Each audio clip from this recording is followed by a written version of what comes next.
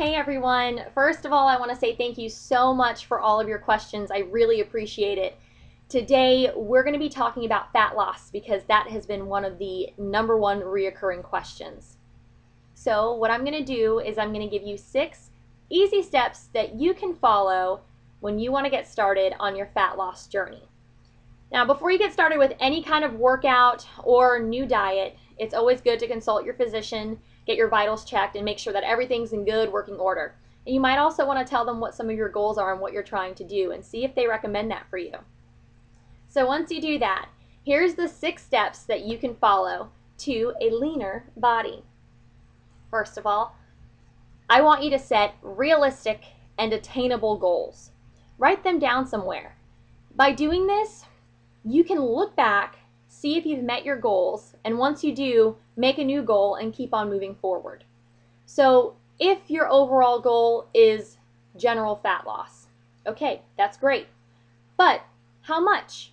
Try to figure out, say, I want to lose 5% of the body fat that I'm currently carrying around with me. So that's something that's more realistic and attainable and something that you can visualize and you can actually see. So by doing that, it's reassuring that you've set it on paper and it'll keep you sticking to your plans a little bit easier. Second tip, I recommend high-intensity interval training for fat loss.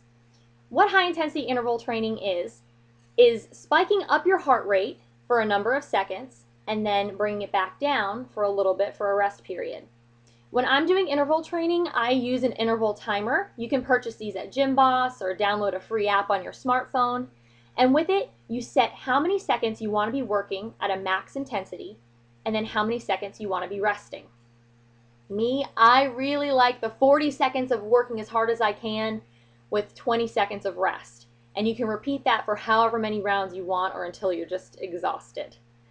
You can do this with dumbbells, you can do this with body weight, which is really good because you don't need a gym. You can do it at home, you can do it outside. Some of my favorite moves are burpees, jumping jacks, squats, and push-ups. Total body, gets you going, just get as many reps out as you can. So try that and see what you like. Another thing that I think that you should invest in is a workout journal. So this is my workout log. I write all of the workouts that I do in it. I put the date at the top, then I put what my workout was, how many repetitions did I do, what weight was I using, and then I write down at the bottom how I was feeling. Was I feeling like I was struggling the whole entire time? Or was it a pretty easy workout for me? Do I need to up the weights? Now by doing this and by dating your workouts, you can go back to that original workout 2 months later, do the same workout and see how you feel. After 2 months, you should definitely see some improvements and see that you're making some progress.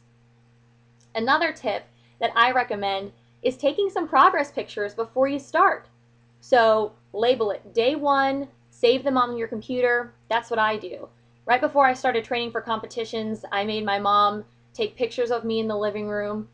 And from there, I always look back at them and I say, wow, you know, I thought that I looked pretty good then, and now I can see all the improvements that I've really made. Where I had no definition at one point, now I've got definition on a daily basis. So now it's just about maintaining. Had I not taken those pictures, I probably wouldn't remember what I had looked like originally, but when I look back at them, it's so motivating. So do yourself the favor and get someone to take some pictures for you. You can do them from the front, from the back, from the side, while you're flexing, and just go ahead and monitor your improvements, probably every 2 to 3 weeks if you stay consistent. One of my other tips is, you're going to hate to hear it, clean eating. Yes, I know.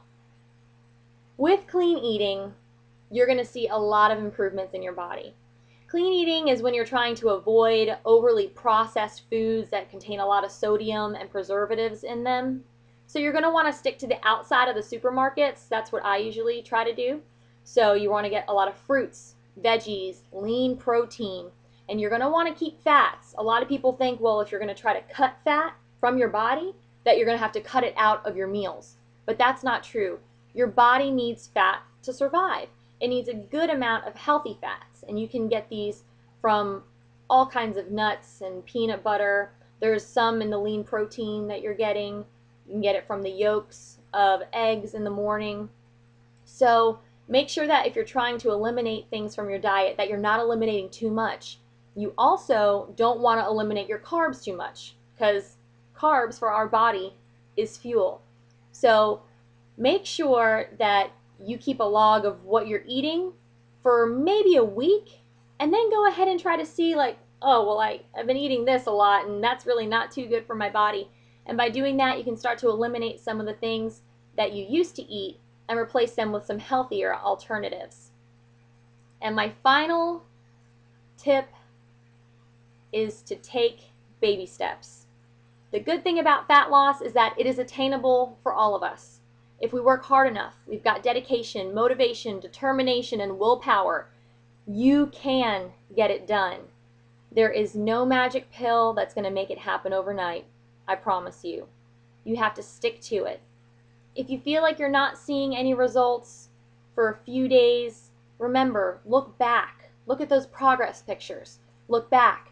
Go to your workout journal and try to see where you're making those small, tiny improvements. It's not going to happen overnight. Sad to say, but if you take those baby steps now, you'll start slowly changing your lifestyle, and it'll be something that you want it to be and something that you can maintain. That's the most important part, is maintenance. Some people want such a quick fix and for things to just happen instantaneously that they'll do anything and they'll try anything out there for that. But all it does is it's going to destroy your body and hurt you in the long run. By doing things slowly and the correct way, you won't have to fix things later. All right, y'all. Well, I hope that this was something that is informational for you. Maybe you learned a few things about what I do to help me stay motivated and stay on track. And I hope that your fat loss journey goes well for you. Please keep the questions coming. I really appreciate them. And I'll be talking to y'all soon. All right, stay fit.